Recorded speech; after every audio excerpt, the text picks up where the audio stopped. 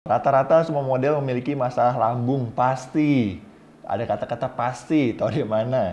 Red Model 2022. Wih, dibuka loh ya. Katanya super model ada yang lempar asbak ya. Don't let our personal bad experiences, disappointments, or failures create heat for the whole industry. Yes guys, welcome back with me, Jer Ryan. Oke, jadi udah tahu ya sesuai dengan judulnya, pasti udah tahu ini mengarah kemana. Di belakang gue juga sudah ada tampilan layar seperti ini, dia tahu mengarahnya kemana. Well, gue pengen bikin video, nggak tahu, what should I call it? Reaction?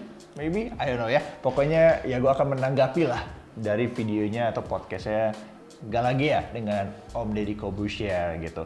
And anyway, sebelumnya gue tidak menyerang dan karena gue juga gue menghargai itu pengalaman experience-nya pribadi dari Gea ya selama di industri modeling, dan itu haknya Gea juga gitu.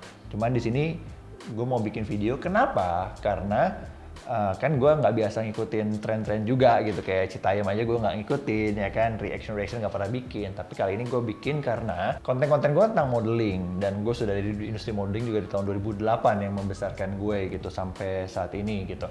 Jadi gue masih terbeban ya, karena juga di Instagram gue melihat bagai postingan-postingan dari teman-teman model-model senior, para pekerja di dunia modeling juga gitu, dari desainer, kru dan sebagainya. Itu banyak sekali yang ngomongin soal video ini gitu, karena banyak perkataan atau statement yang menurut gue sangat disayangkan gitu. Tapi sekali lagi itu adalah haknya juga, semua orang punya hak bicara, jadi nggak masalah juga kan dia bercerita tentang pengalamannya dia gitu. Jadi di sini gue bikin di video di YouTube ini, kenapa? Karena kita kan kalau mau melihat sesuatu gitu kan harus dari berbagai sudut pandang gitu. Nah ini sudah tahu kan sudut pandangnya dari Gea. Nah sekarang gue cerita dari sudut pandangnya gue juga nih selama di dunia modeling dari tahun 2008 kayak gitu. Karena gue juga punya MDP ya, karena nanti jadinya akan berpengaruh sekali pastinya, gue yakin orang-orang awam di luaran sana kalau cuma mendengar dari salah satu sisi aja, apalagi banyak sisi negatifnya yang diceritakan sama Gea, jadi takut gitu anak-anaknya jadi belajar modeling atau masuk ke industri modeling gitu. Karena sebetulnya industri modeling bagus dan menarik sekali, di Indonesia juga berkembang gitu, dan di dalamnya tuh kalau menurut gue beberapa yang diceritakan sama Gea, gue tidak mengalami itu gitu ya. Gue nggak tahu kalau Gea mengalaminya, kalau gue tidak mengalaminya gitu. Tapi gue akan bahas sih dari sini satu persatu kali ya, kayak dari statement-statement yang keluar dari Galagia ini gitu. Karena gue udah nonton 2 kali videonya, dan gue catetin aja gitu, dan gue akan bahas satu persatu biar lebih gampang gitu ya. Jadi video ini reaction dari podcastnya Galagia dengan Om Deddy Corbuzier. Alright, yang pertama yang gue catat, kita yang mau bahas dari yang dia berkata kalau rata-rata semua model memiliki masalah lambung pasti. Ada kata-kata pasti, tahu di mana? Model-model punya masalah lambung ya kan? Ada kata-kata pasti yang disayangkan banget. Diajarin makan kapas. Ya gue nggak tahu, mungkin ada orang yang mengajarkan Gea untuk makan kapas, tapi kalau gue selama tahun 2008 sampai sekarang, sama sekali gue nggak pernah ada yang ngajarin gue untuk makan kapas. Well, kapas man. Kalaupun ada yang ngajarin gue makan kapas, gue nggak akan makan. Nggak bego-bego amat gitu gue. Masa kapas gue makan? Ya kan nggak ada nutrisinya juga, rasa kayak gimana juga nggak ngerti gitu. Pakai air anget di bulet-buletin, aduh. Jadi gue nggak tahu, gue pribadi nggak pernah mendengar ajaran untuk makan kapas. Dan begitu juga, kan gue langsung tanya teman-teman saya, contohnya Gani juga nggak pernah diajarin kapas, makan kapas gitu selama ada di dunia modeling gitu.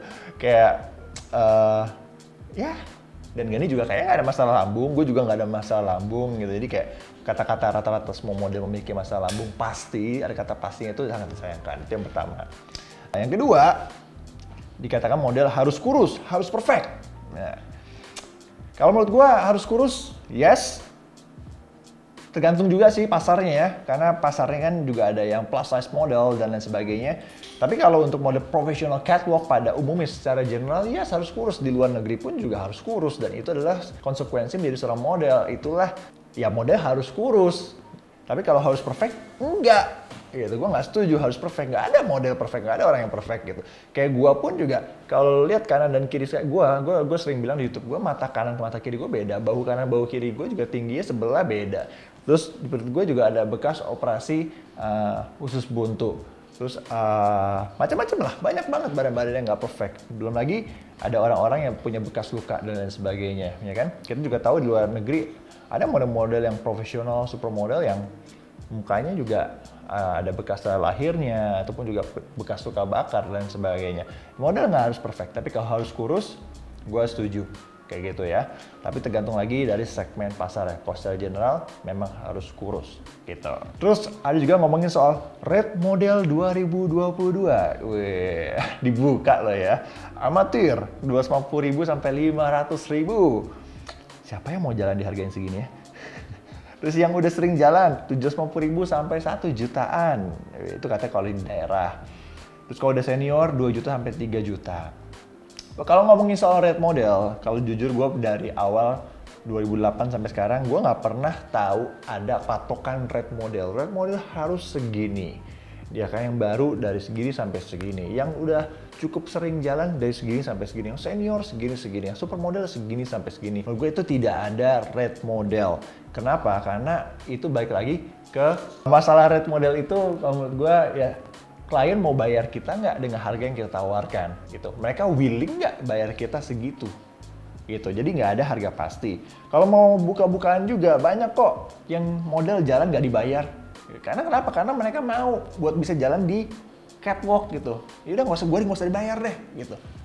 Mereka jalan mau, tapi beda-beda model. Jadi itu tergantung lagi ke tujuan dari setiap orang itu gitu. Emang karena semakin kesini persaingan model tuh semakin keras gitu. Nggak cuma sesama lokal aja, tapi juga sesama dari model-model luar Indonesia yang datang ke Indonesia. Jadi persaingan makin ketat, persaingan harga juga makin keras juga gitu. Cuman kalau untuk harga pasti tidak ada. Dan lagi setahu gue yang senior-senior kayaknya nggak ada yang mau dibayar 2 juta. Mungkin ada lah beberapa ya. Tapi kalau yang kayak yang gue tahu model-model supermodel, top model, you name it, apalah itu namanya mereka yang kelas A dan sebagainya, itu jauh di atas 2 juta ini gitu ya.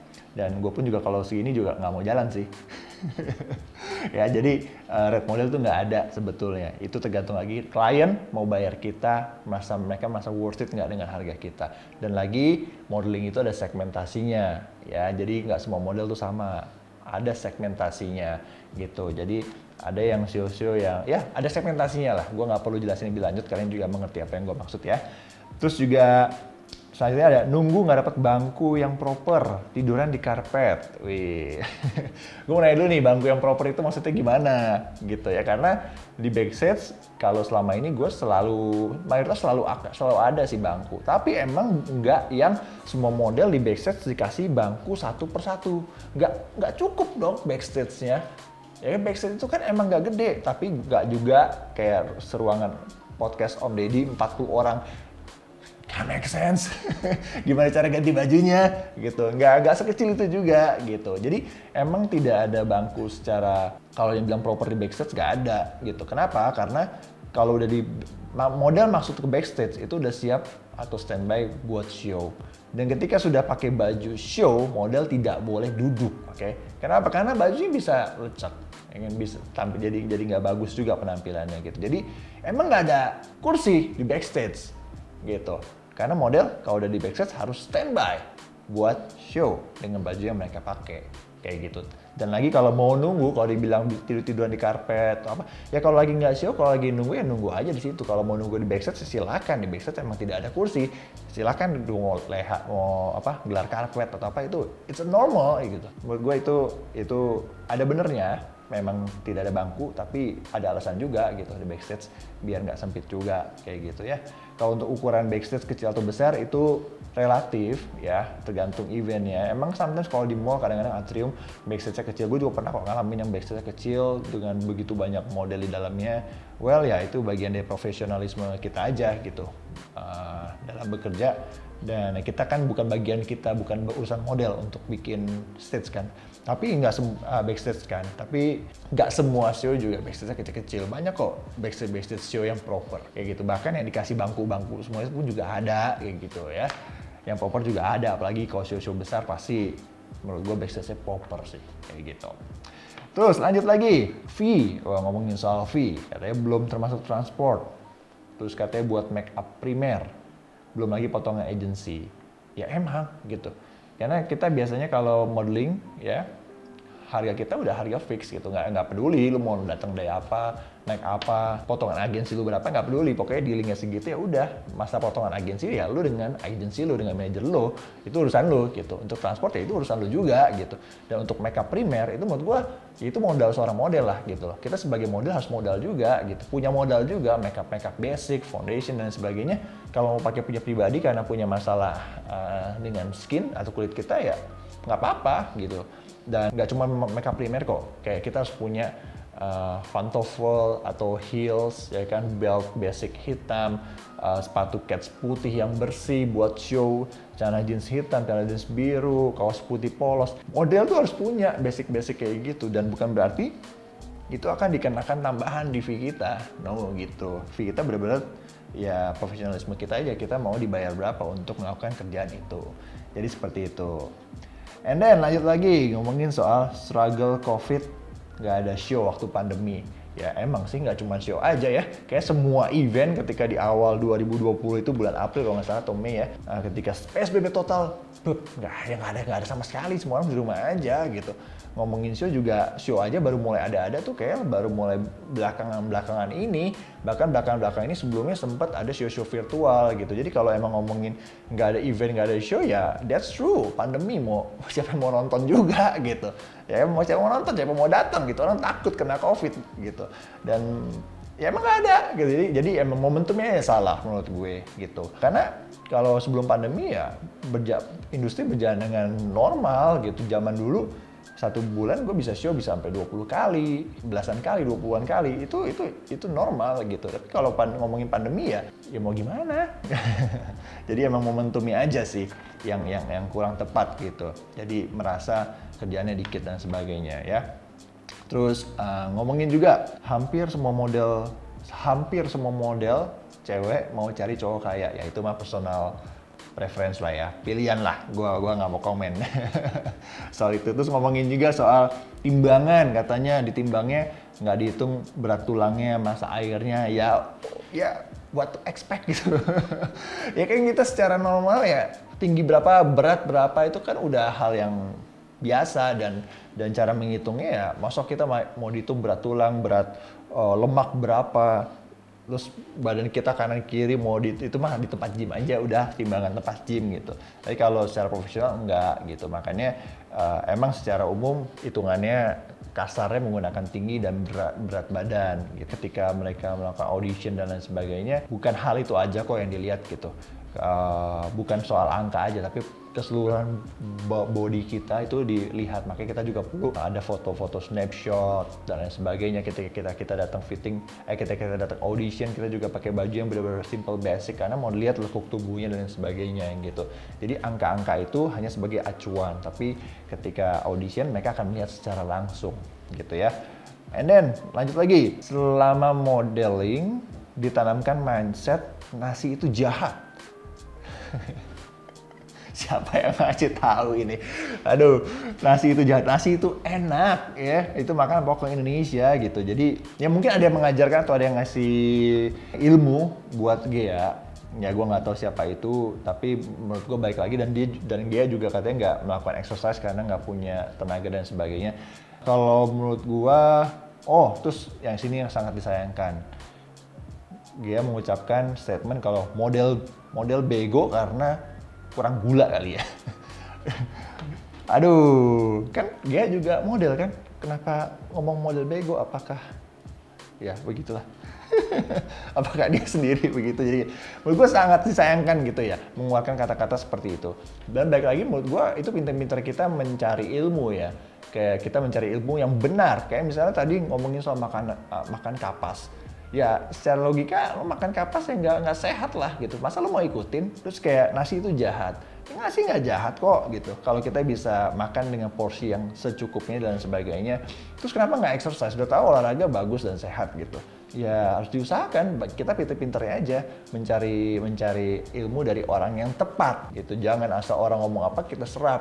Asal orang ngomong apa kita serap. Kita cari ilmu dari orang yang emang sudah sukses di bidangnya dan emang sudah terbukti kayak gitu. Jadi itu pinter-pinternya model aja gitu, mau ngikutin aliran-aliran yang mana. Misalnya diet juga kita tahu banyak banget diet ekstrim ya kan, ada diet juga yang intermittent fasting, yang kayak punya Om Deddy juga ada gitu. Jadi pinter-pinteran kita aja gitu, carilah yang cocok sama kita diet itu. Dan kalau gue juga tidak pernah menyarankan untuk diet yang ekstrim ya. Dan kalau kita juga sampai dibilang nggak makan sama sekali juga kayaknya aduh lebay banget gitu. Nggak mungkin nggak makan sama sekali kan. Dan juga model bukan berarti model yang kurus ceking nggak sehat, nggak juga, nggak kayak gitu. Tetap harus yang proporsional gitu. Jadi baik lagi ya, semua ini masalahnya hanya di bagaimana kita mendapatkan ilmu yang benar dari orang yang benar gitu. Jadi kita harus bisa juga memilah-milah gitu dan jangan asal mendengar ajaran orang lain. Terus juga anyway bilang model bego, I don't think semua model bego sih. Banyak kok model-model yang sukses berhasil, kayak teman-teman gue, senior-senior gue banyak kok sekarang yang sudah udah nggak jadi model lagi, mereka bisnis, mereka bahkan di bisnis properti ya kan dan sebagainya. Ada juga yang macam-macam lah, banyak yang sukses gitu. Nggak semua model bego gitu. Mungkin paradigma model bego itu karena dibilang oh model cuma jalan doang gitu kerjaannya ya kan, nggak bisa apa-apa gitu. Ya itu pada umumnya itu dari zaman dulu udah dengar soal itu sih, jadi nggak kaget juga. Ya itu baik lagi lah, setiap orang boleh memberikan opini mereka. Kalau mau jadi model asal cakep aja, mukanya simetris, enak dipandang atau kurus, udah deh sisanya kalau foto-foto saya yakin ibu-ibu deket kompleks saya bisa foto kok pasti. Gaya mah tinggal liatin Instagram terus minta orang yang giniin gayanya dikit, maju mundurin dikit gitu. Terus apa sih yang sebenarnya kita tekunin selama bertahun-tahun? Mau meraih apa sih? Ya ini kalau menurut gue ini mah personal opinion dari Gia aja ya. Jadi menurut Gia model itu asal cakep, simetris, enak dipandang, udah bisa di model untuk foto, kayak gampang diarahin dan sebagainya. Tapi kalau buat gue pribadi, opini gue nggak semudah itu. Selama gue berkarya jadi modeling, banyak banget skill-skill yang gue pelajarin. Bahkan mungkin bisa juga tanya sama anak-anak MDP ya, Model Development Project punya gue sama Yugani. Sudah ada 3 batch dan bagaimana menurut mereka jalan aja susah gitu, jalan aja susah.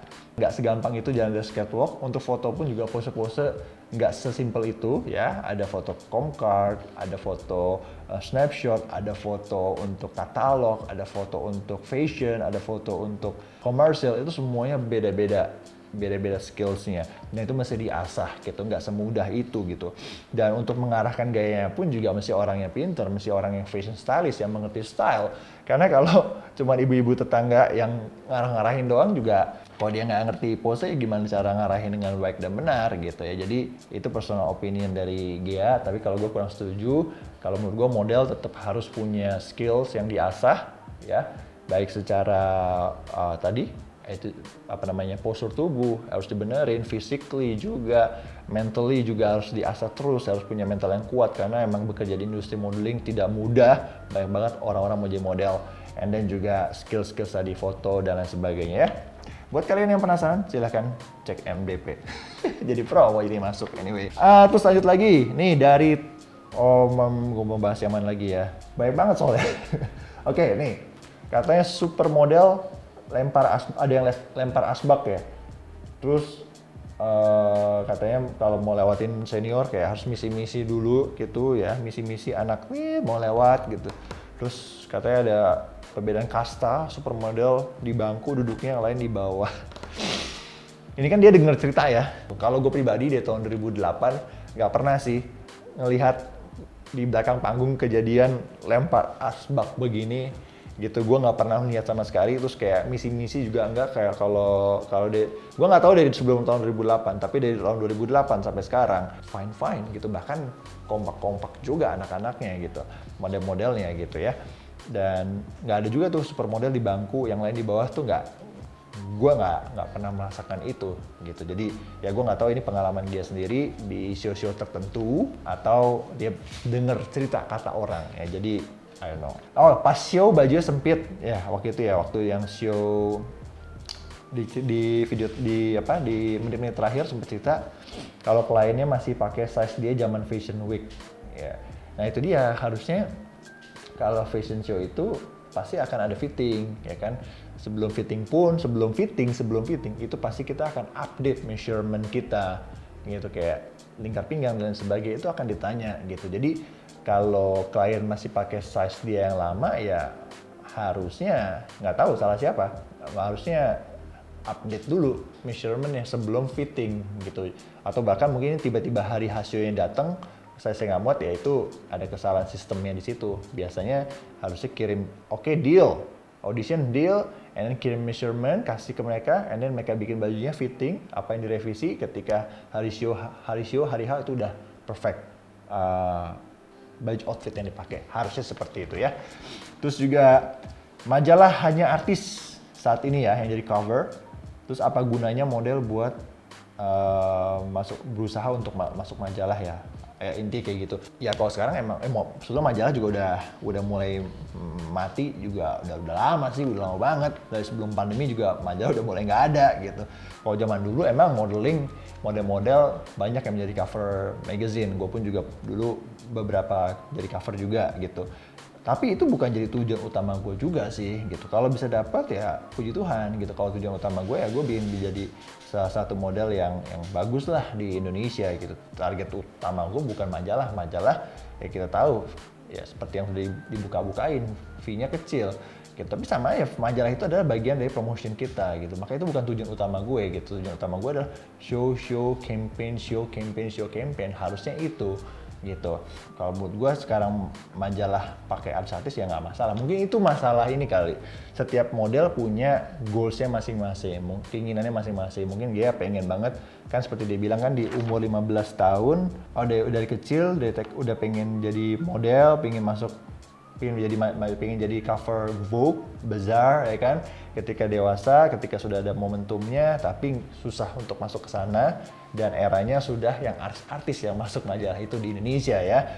Jadi menurut gue emang momentumnya aja beda gitu, eranya sudah berbeda kayak gitu ya. Emang gue akuin juga kok sekarang modeling bukan masalah soal model profesional yang harus tinggi dan sebagainya. Dari sebelum pandemi pun juga ketika sudah ada fashion influencer masuk, sekarang dunia modeling juga sudah mulai berubah gitu. Udah nggak se-strict dulu, setiap orang bisa memiliki kesempatan sama untuk jalan dari catwalk kayak gitu. Dan banyak kok bukti-bukti di JFW juga banyak para influencer yang jalan gitu, jalan di catwalk kayak gitu. Jadi emang nggak bisa disalahkan karena ini perubahan zaman aja kayak gitu. Dan perubahan-perubahan ini akan selalu terjadi terus kok kayak gitu.